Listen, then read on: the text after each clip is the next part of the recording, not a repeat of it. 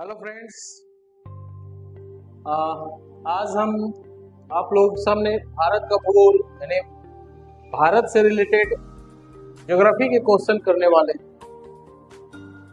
तो आपसे हम समझते हैं कि आप सभी को ये आपको अच्छा लगेगा। तो हमारा पहला प्रश्न है कि भारत किस गोलार्ध में, जैसा कि जानते हैं पृथ्वी है जो दो गोलार्धों में दो हेमिस्फीयर में बटा हुआ है, एक है नॉर्थ हेमिस्फीयर और एक है साउथ हेमिस्फीयर।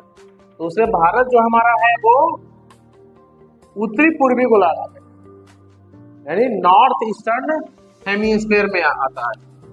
सेकंड प्रश्न है कि भारत क्षेत्रफल की दृष्टि से विश्व में कौन सा स्थान रखता है।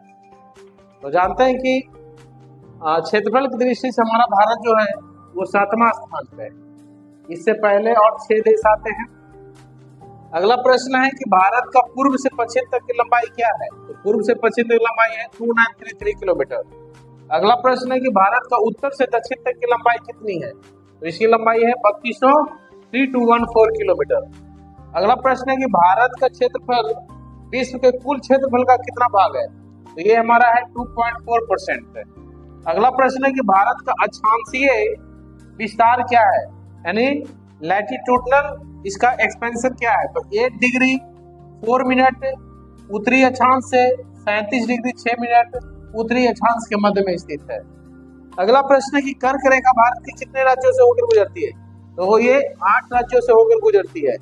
अगला प्रश्न है कि भारत को लगभग 2 बराबर भागों में कौन सी अक्षांश विभाजित करती है। तो ये हमारा 27.5 डिग्री उत्तरी अक्षांश ये भारत को 2 बराबर भागों में विभाजित करती है और इसका नाम हम लोग कर्क रेखा भी कहते हैं इसे। अगला प्रश्न है कि भारतीय मानक रेखा 82.5 डिग्री किस शहर से होकर गुजरती है। तो ये हमारा मानक जो समय रेखा है वो प्रयागराज के निकट मिर्जापुर से होकर गुजरती है। भारत का सुदूरस्थ दक्षिणतम बिंदु कौन सा है। तो ये हमारा इंदिरा पॉइंट है।